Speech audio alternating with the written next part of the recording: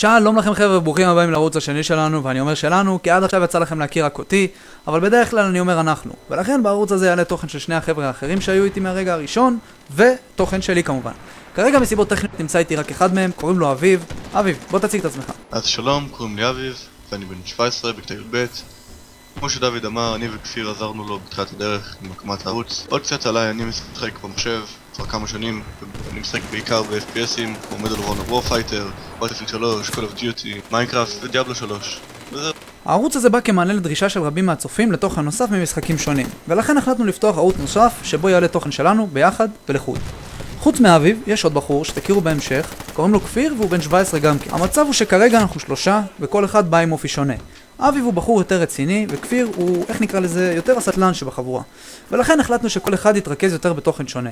אביב יביא דברים שקשורים ב-FPS, מדריכים, ובהמשך אולי קומנטרי, וכפיר יהיה יותר של קומנטרי עם let's plays במשחקים שונים. כמובן שמדי פעם נעלה גם דברים ביחד, כי כמובן שזה תמיד יותר כיף לראות תוכן עם כמה אנשים בו זמנית.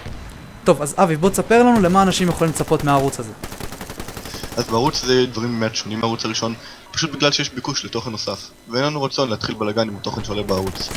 בעיקר תוכלו לצפות ממני למדריכים ובסופו של דבר לקומנטרי, ובעיקר תוכן יותר רציני. בנוסף לזה יהיה גם כפיר שיותר קשור לדברים הכלילים והמצחיקים. מי מכם שראה את הסרטון צ'יקו קופץ לבקר, אז הרעיון היה של כפיר. רק כדי שתבינו את הראש של הבן אדם. ברור שעם הזמן נתחיל להתרכז יותר בתוכן שאתם תבקשו, אבל כמובן בשביל שזה יקרה, אנחנו נצטרך לשמוע מעכשיו מה אתם רוצים לראות פה. אם זה משחקי סינגל, מולטי, ספציפית, Battlefield, Medal of Honor, Minecraft, Blindsided 2, Call of Duty, Blacklight Retribution, וכל דבר שאתם יכולים לחשוב על. עכשיו חשוב להעביר לאלו מכם שמטרידה אותם השאלה, מה יהיה עם הערוץ הראשון? הערוץ הראשון ימשיך לפעול במתכונת הרגילה, שום דבר פה לא יגיע על חשבון תוכן בערוץ הראשון. וזה פשוט עוד פלטפורמה שלנו להעלות תוכן שתאהבו ונדבר עליו ביחד. אז זהו, זו הייתה הפתיחה של הערוץ. אנחנו מקווים לראות אתכם כאן בהמשך. כמובן שנשמח אם תשאירו אחריכם קצת אהבה ותגידו לנו מה אתם רוצים לראות פה. כפיר לצערי לא נמצא איתנו כרגע, אבל אל תדאגו, אתם תכירו ותאהבו אותו, אין לי ספק בזה.